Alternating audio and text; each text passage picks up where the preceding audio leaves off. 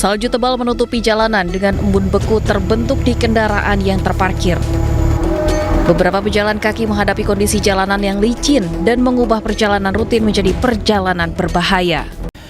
Pemirsa, kita menuju informasi mancanegara. Hujan salju lebat terus melanda Texas. Kondisi jarak pandang terbatas dan mengganggu lalu lintas serta membuat jalan raya serta jalanan menjadi sepi.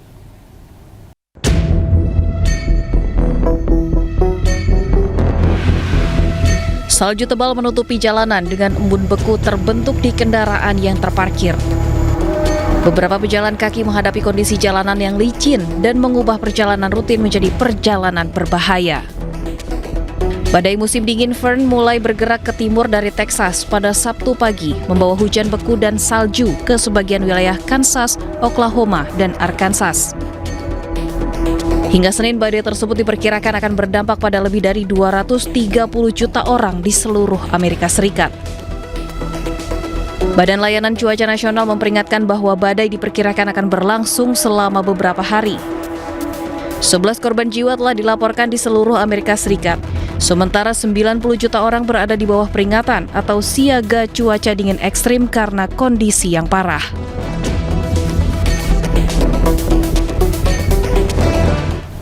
Di tengah badai salju, warga Washington DC berusaha bersenang-senang dengan bermain ski di Monumen Washington di DC. Setelah badai musim dingin dahsyat melanda Amerika Serikat, 850 juta orang kehilangan aliran listrik.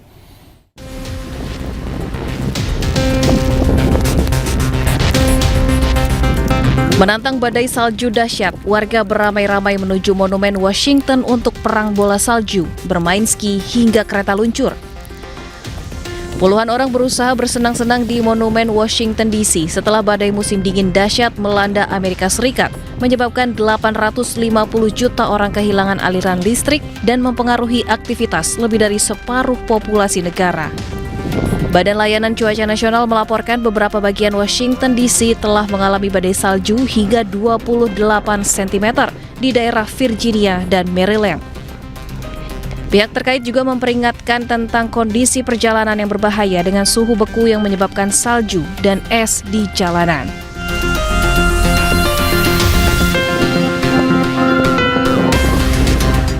Sementara itu, Bandara Ronald Reagan, Washington DC, Amerika Serikat membatalkan semua penerbangan karena badai dahsyat yang melanda.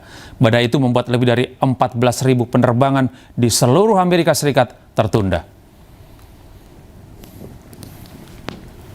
Ratusan penerbangan dibatalkan di Bandara Nasional Ronald Reagan, Washington karena badai musim dingin membawa salju dan hujan es lebat ke wilayah tersebut.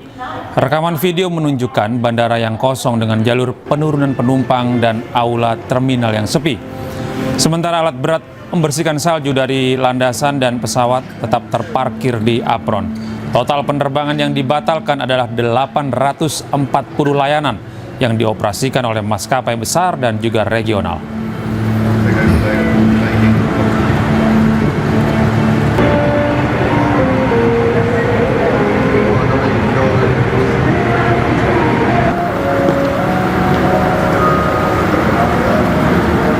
Pemirsa, untuk mengetahui informasi selengkapnya, kami telah terhubung dengan Mas Abrori Pramana, warga negara Indonesia di Amerika Serikat.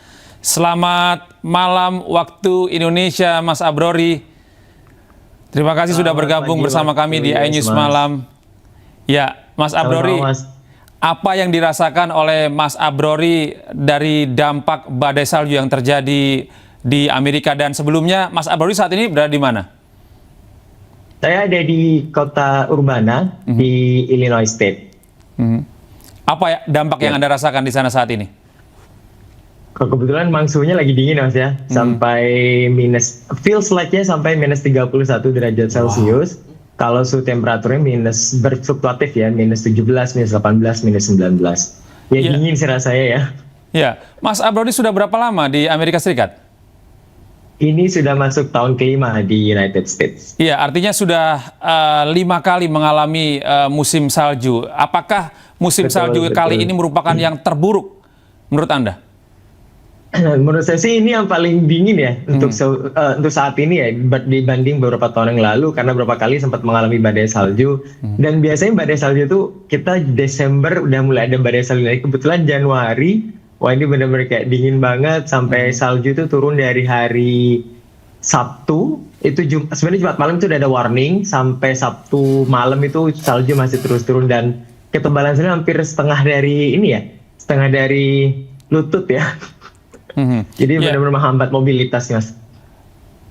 Informasinya di sana terjadi pemadaman listrik, Mas. Bagaimana dengan tempat Anda?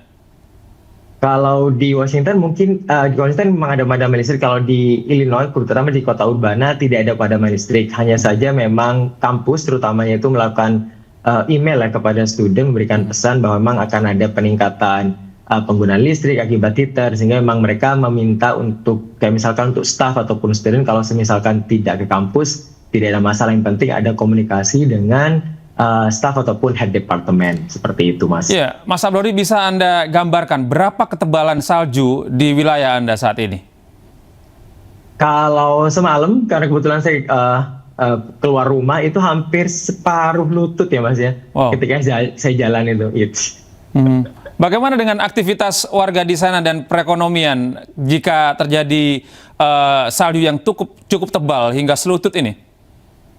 Ya, kebetulan kalau di Urbana Champion sendiri di Illinois, di kota kami, kebetulan memang siaga ya pemerintah sempat, jadi memang dilakukan pembersihan untuk salju di lingkungan kampus maupun di lingkungan jalan raya, termasuk juga Sabtu malam itu dari kampus, terutama dari UIUC itu mengirimkan email kepada student untuk setidaknya mengurangi aktivitas dan juga membantu terutama ketika mengurangi aktivitas itu akan membantu petugas yang sedang membersihkan jalan, terutama pedestrian untuk pejalan kaki maupun jalan raya, sehingga aktivitas diharapkan terutama hari Senin ya, ketika saat kampus beraktivitas, jalan-jalan untuk pedestrian sudah mulai bersih dari salju.